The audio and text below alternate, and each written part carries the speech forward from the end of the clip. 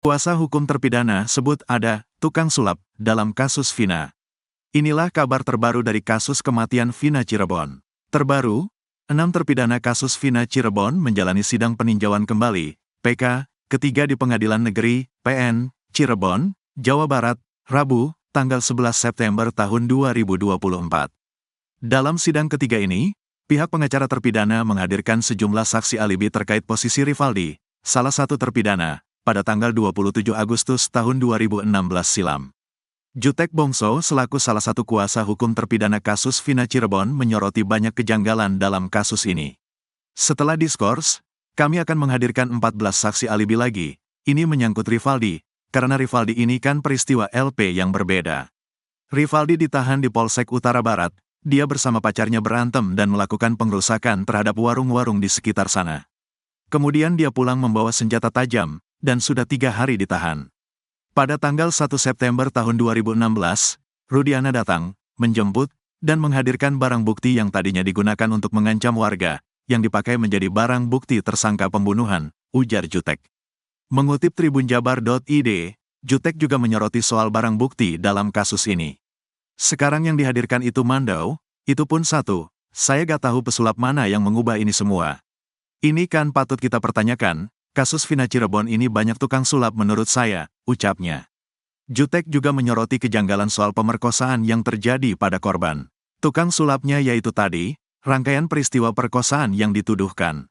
Kalau benar terjadi, saya rasa mereka ini pelaku perkosaan yang paling sopan sedunia. Setelah memperkosa ramai-ramai, dipakaikan kembali bajunya dengan rapi, termasuk pembalutnya, lalu dibaringkan. Apakah itu dicuci dulu atau disetrika lagi? Ini lucu, katanya. Diwartakan sebelumnya, pemohon, pihak terpidana, menghadirkan 4 orang saksi. Keempatnya yakni Ahmad Saifuddin, Teguh Wijaya, Okta Rangga Pratama, dan Pramudia. Salah satu saksi, Pramudia menuturkan, mereka bakal berbicara sejujur-jujurnya di persidangan ini. Kami dan teman-teman akan membicarakan yang sejujur-jujurnya di muka persidangan, ujar Pramudia, saat ditemui sebelum sidang dimulai, Rabu, tanggal 11 September tahun 2024. Kepada tribunjabar.id, mereka akan memberikan keterangan mengenai kejadian pada tanggal 27 Agustus tahun 2016 silam. Diketahui, tanggal 27 Agustus tahun 2016 adalah awal mula kasus Vina Cirebon. Pramudia berharap, kesaksian yang mereka berikan bisa meyakinkan majelis hakim soal fakta yang terjadi pada malam tersebut. Iya, nanti kami akan sampaikan peristiwa di tanggal 27 Agustus tahun 2016 lalu. Saya yakin bisa meyakinkan dan menerangkan di peradilan, ucap Pramudia. Ia juga yakin bahwa 6 terpidana dalam kasus ini bukan merupakan geng motor, seperti yang disebut selama proses hukum berlangsung. Ke-6 terpidana yang mengajukan PK ini adalah Eka Sandi, Supriyanto, Hadi, Jaya, Eko Ramadhani, dan Rivaldi. Andi Muchtar merasa berdosa dan menyesal setelah fakta baru kasus Vina Cirebon terungkap 8 tahun kemudian. Koko, panggilan Andi, adalah salah satu pendemo yang menuntut hukuman mati bagi 8 terdakwa pada 2016. Saat itu, puluhan pendemo, termasuk Koko, menyerbu Pengadilan Negeri Cirebon menuntut hukuman berat untuk terdakwa. Kini setelah fakta baru terungkap, Koko meminta maaf kepada terdakwa, keluarga, dan pengacara Titin Prialianti. Saya minta maaf apa yang terjadi di 2016. Kini ketika dibuka kembali, apa yang kita pikirkan ternyata salah, kata Koko yang juga tetangga dekat Vina dikutip dari tayangan channel YouTube pengacara Tony pada Senin, 9 September 2024. Koko mengakui kesalahan asumsi publik waktu itu, yang menyangka 8 orang sebagai pelaku pembunuhan Vina. Asumsi bahwa Vina yang juga tetangganya dibunuh dan diperkosa oleh geng motor membuat masyarakat marah dan merasa terancam. Akhirnya tergugah dong, karena tetangga juga, katanya. Koko mengaku saat demo, sudah ada spanduk dan pihak yang memimpin, meski tak tahu kasus sebenarnya.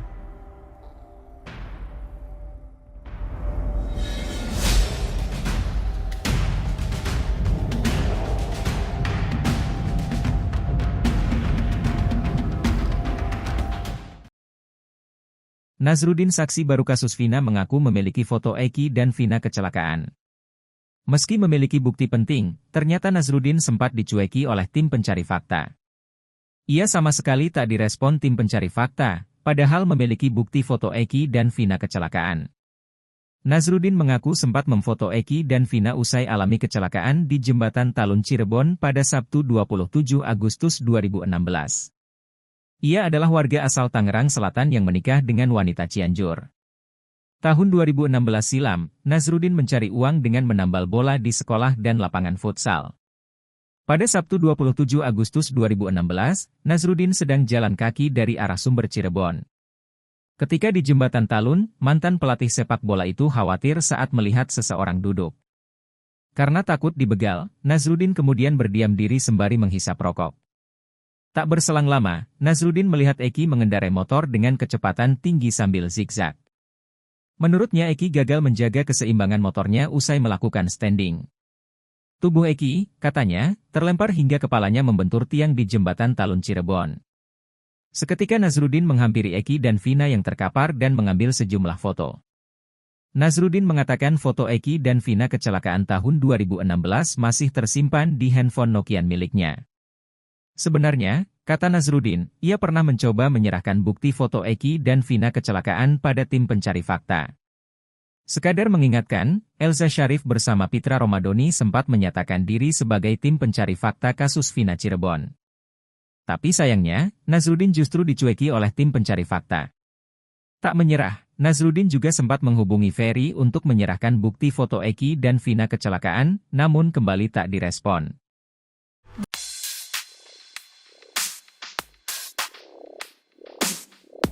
Muncul lagi saksi lengkap dengan bukti baru kasus Vina. Saksi tersebut mengaku memiliki foto saat Eki dan Vina kecelakaan di Jembatan Talun Cirebon, 27 Agustus 2016.